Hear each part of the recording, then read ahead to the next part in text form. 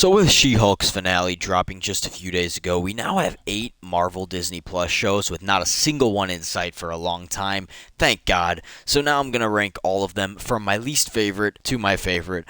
But before I do that, be sure to leave a like on this video if you agree with or have a similar ranking as me, and make sure to leave your ranking down below in the comments. And feel free to subscribe to the channel if you're new here and like what you just watched. Also, I won't be including the Groot shorts as I haven't even watched them, and I don't really count that as a show, nor will I be including Werewolf by Night because, as great as it was, it's an hour-long special rather than a show. If you want to include them on your list, absolutely go ahead and do so. But kicking off my ranking in last place is going to obviously be She-Hulk. Now, everyone knows what I think about She-Hulk, so I'm not going to spend so much time on it. Essentially, it's a show that constantly tries to make fun of itself to cover up and avoid criticisms about shitty writing. The finale literally has Jen go to the real world and talk down to the writers about the finale for her own show. To me, that's just being self-aware in a bad way. On top of that, 4 out of the 9 episodes are total filler and don't do anything for the plot of the show. Then there's just everything about it that rubbed me the wrong way, with the toxic fandoms and internet warriors and all of that fun stuff. And sort of mixing into all of that, there was just this whole idea of the show basically targeting the trolls within their audience, and I just wasn't all too into that. Personally, I watch a superhero show to get invested in the worldview and the new characters, and not to get lectured or talked down to by the writers, so I didn't enjoy this show at all, and it's easily my least favorite thing that the MCU has ever put out. But there's a whole lot of people that love this show, and everything that they did worked for them, so if you're one of those people, have at it. I am happy for you. But to me, this is just the most messy and incoherent piece of content that the MCU has ever put out. Next up, The Falcon and the Winter Soldier. Now, I feel like this show is the most unfortunate entry into the Marvel Cinematic Universe. If anything, this was supposed to be the best show in the entire MCU, but they completely missed the mark in my opinion. This was the show that I was looking forward to most because I love both Sam and Bucky as characters, and their relationship is one of the clear standouts of the show, but I feel like this show also weakened both of the characters. For starters, Bucky had this very cool and interesting story about him making amends with everyone that he victimized as the Winter Soldier, but they barely do anything with that throughout the show and wait until the final episode to do anything with it, and even then it's not much. And as for Sam, they have him give up the shield for some reason, have him take the entirety of the series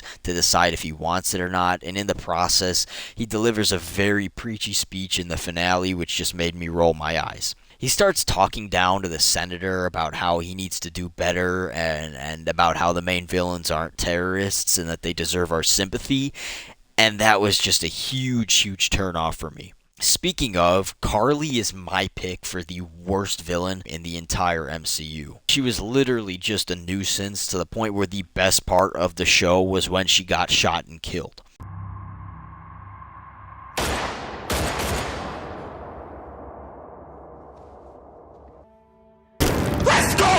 I'm sick of her ass. I'm sick of that shit. Her and her group are constantly killing people, and the show wants you to sympathize with them. I just thought that was the worst possible direction to take a group of terrorists. They're blowing up buildings and killing people, and the show seems dead set at trying to make you sympathize with them, and it just doesn't work. Now, as for Sharon Carter, it was painfully obvious that she was the power broker or whatever, so that was just another down point for the show, and until we get more explanation with her, I assume in Secret Invasion, it remains a negative. But there are some positives about the show as well. I loved that they brought back Zemo, and I'm really looking forward to seeing more of him in Thunderbolts, as he's one of my absolute favorite MCU villains of all time. And finally, I think that John Walker was the best part of the show. And again, I'm really looking forward to seeing more of him. I think Wyatt Russell did such a great job at making people hate this character, but I was the complete opposite. I actually sympathized with him way more than the intended Carly, which is also not a good thing for what the show was trying to do. So, Unfortunately, with this show, the bad massively outweighs the good for me, and I was very disappointed with it. Then we have Miss Marvel, and this show was just not aimed at me. The first few trailers didn't impress me, and I was immediately upset at the fact that they changed her powers. Now, don't get me wrong. I love the character of Miss Marvel, and I think the young actress does such a great job of portraying her, considering it's her first ever role as an actor. And part of the reason I love the character so much is because she's a young fan of the Avengers and basically every other superhero, and I just think that's so relatable as a fan who's watching a superhero show. But the show just didn't fully come together for me. It's definitely the most lighthearted show or movie in the entire MCU, thus, it's aimed more towards a younger audience. Then, episodes 4 and 5 just weren't good. At that point, I feel like the show totally lost its way. The show started off as a grounded origin story for Miss Marvel, who's just discovered her powers and has turned into some sort of local superhero. But then we take her halfway across the country and introduce people from another dimension, and then sacrifice a whole episode as a backstory for a great grandmother or something, in which Miss Marvel is missing from the whole episode, and it's just a whole mess from there. And of course, I have to talk about the power change, and to simply put, I wasn't a fan of that at all. Instead of having Miss Marvel get her powers from a nuclear explosion that triggers inhuman abilities, she unlocks them from a magic bracelet. And instead of her being able to polymorphically stretch her body, she gets cosmic abilities. I just don't see a valid reason as to why they changed her powers, but it is what it is. I will say that I was very much shocked and I guess excited that she was revealed to be a mutant, and then the X-Men music started playing, so that's another positive, I guess. So Miss Marvel is a show in which I love the character. I think the actress did a phenomenal job, but the show itself just did not do it for me. Now, number 5 is going to be What If. Now, I feel like this show was completely hit or miss.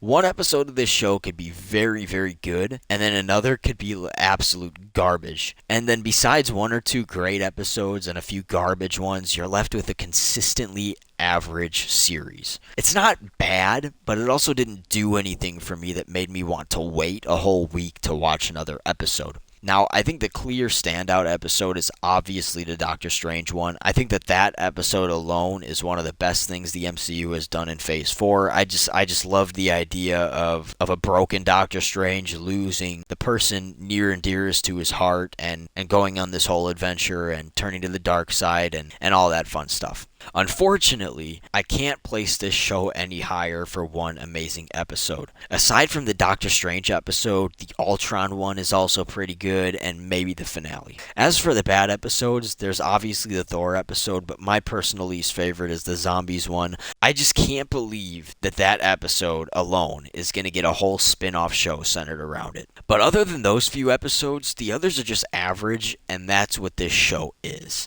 It's an average series with a bunch of one-off episodes in order to explore the multiverse. Then we have Moon Knight, and this is the Marvel series that has aged the worst with me. I mean, just a few months out of this show, and I already think lesser of it.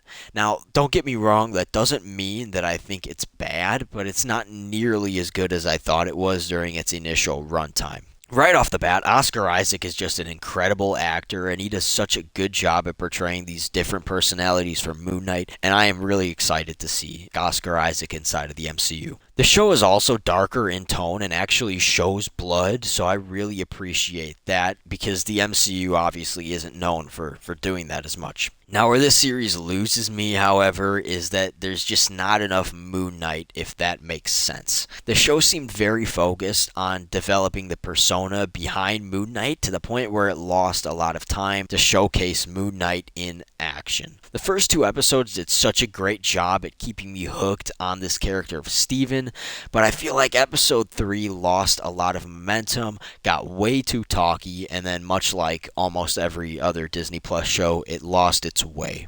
Episode 4 introduces this very interesting idea that everything may not be as it seems, and that Steven or Mark may actually be in a mental institute the entire time. And episode 5 fleshes that out so well with such a gut-wrenching backstory for Mark. But by the time we get to episode 6, it feels so rushed. It's a CGI mess with a bunch of like giant gods like punching each other in the sky and whatnot. And then the villain gets defeated so easily to the point where I was just like, oh, that's it? I mean, alright. Wow, I guess.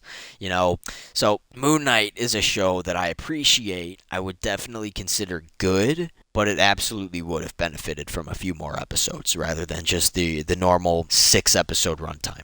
Now, kicking off our top 3 is going to be WandaVision. Now, if we're talking week-by-week experience, WandaVision is still unbeat. It was so much fun talking with people for a week, trying to theorize about what's going on in this town that Wanda's living in, why are certain people acting weird, and just why do things seem strange. The whole concept for the show is just very fun in and of itself. I loved watching Wanda in some sort of sitcom type of setting every week, and it just felt fresh coming from the MCU at the time. Elizabeth Olsen gives her best performance in the entire MCU in this show, and she makes Wanda feel so different from what we've seen her in before. When she wants to be innocent and harmless, she can do that very well. But when she wants to be terrifying, she is terrifying. The show just missed a few beats near the end for me that just massively holds this one back. For one, the whole Ralph Bohner shit. I mean, they brought in Evan Peters from the X-Men universe in an era in the MCU where they know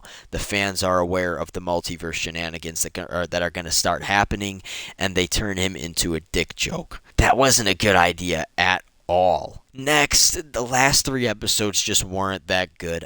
I didn't like the Office episode. The exposition episode was okay, but it felt out of place this late in the season, and the finale is where the show dropped the ball for me. I really liked the Agnes twist, even though I saw it coming all the way from episode 2, and her song is an absolute banger. However, the show shifted from an interesting week-by-week experience to some generic MCU CGI witch battle in the sky where they're throwing CGI magic balls at each other and punching each other. So for the first 6 episodes, WandaVision is such a great show that literally got better and better as the show went on, but the final 3 just wasn't what I wanted from it. It's like this show was so good at raising questions and building intrigue, but they unfortunately didn't know how to pay off that intrigue in a satisfying way.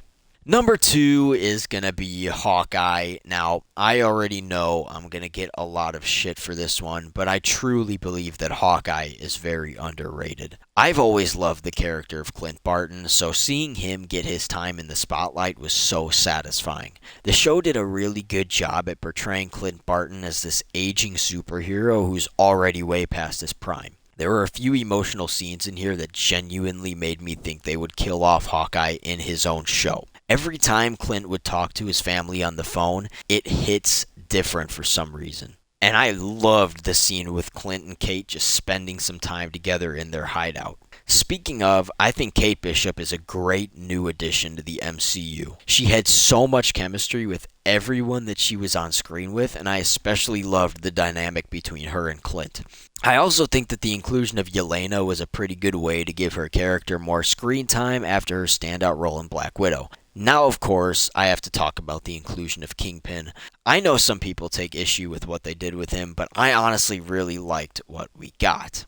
Obviously, Kingpin wasn't going to play a major role since he was introduced in either episode 5 or 6, so I feel like what we got was just a teaser of what we're gonna see in Echo and Daredevil. Now, I know that people can say that the finale was rushed with Kingpin being introduced so late in the season, but honestly, I really didn't have any issue with it. Now also, I know the finale isn't what a lot of people wanted, but I genuinely don't see what people have against it. I thought it was a fun, action-packed finale that closed out the series quite well. I think the ending with Clint making it back to his family for Christmas was so satisfying after seeing him go through so much for 5 episodes. So, I honestly have nothing bad to say about the series despite what other people say, and I really liked it.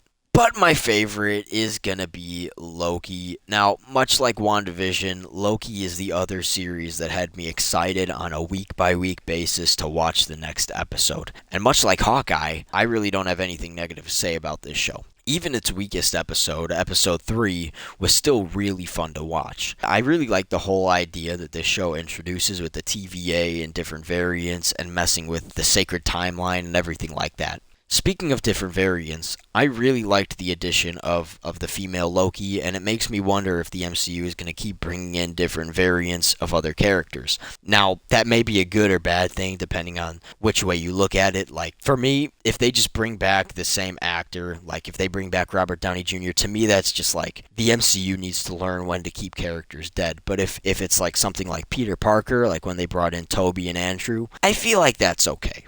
But come at me if you want, but I really like the concept involving Loki and Sylvie. I know a lot of people found it weird that they had a thing going with each other, but I think it makes sense for the character of Loki. Think about it. Loki is a narcissistic, self-centered egomaniac, so of course he would fall in love with himself. I also really like the dynamic between Loki and Mobius. But the show also introduces this really cool idea, that is, if the TVA and the Timekeepers truly are real. The whole story element leads into a man behind the curtain type of revelation, and I think the reveal was executed perfectly. Introducing Kang in this series to give us a taste of what's to come was a very good idea. And I think that Jonathan Majors did such a good job in this small role as a good version of Kang, to the point where I'm excited to see what he's gonna do as the next Thanos of the MCU. So, Loki was a series that I had so much fun with watching every week. I don't think the show was rushed in the end or dropped the ball anywhere, and I just really liked watching Loki himself and his dynamic with other characters like Sylvie and Mobius. So Loki is easily my favorite of the Marvel Disney Plus shows, and is probably one of the best things that the MCU has dropped in Phase 4. So there is my ranking of the Marvel Disney Plus shows. Once again, go ahead and drop your list in the comments below, because of course our lists aren't going to be the same. I would love to see everyone's different rankings and compare it to mine. So with my ranking out of the way, that is about all I have to say for this video. Later.